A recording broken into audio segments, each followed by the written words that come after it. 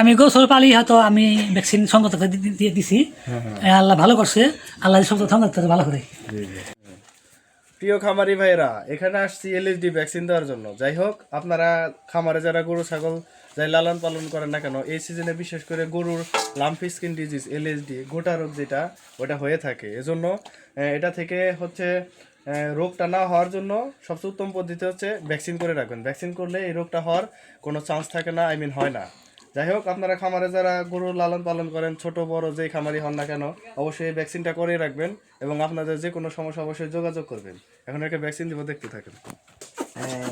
তার মুখই ধরো, ওই যে মাথারে দেখা খারাপ খারাপ খারাপ খারাপ খারাপ তুমি ভালো খারাপ খারাপ ইচ্ছা নাই। যাই হোক, আমি ডাক্তার সম্পদ সরকার।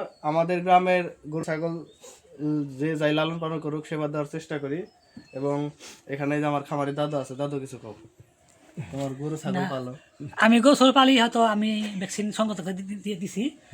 আল্লাহ ভালো করছে, আল্লাহ সংগত ভালো করে। যাই হোক, দোয়া রাখবেন। দাদু লাগে, সে আমার অনেক অনেক দোয়া করে। সমস্যা নেই।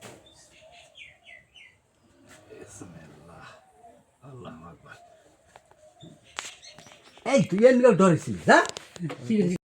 এলইডি ভ্যাকসিনেশনে একটা প্যাকেজে 10টা গরুকে ভ্যাকসিন দেওয়া যায়। একটা ভাইল খুললে সবগুলা শেষ করলাম। আপনারা অবশ্যই খামারি ভাইদের জন্য রাখবেন এবং আপনার খামারের জন্য বেশি বেশি পরিচর্যা করবেন। ধন্যবাদ।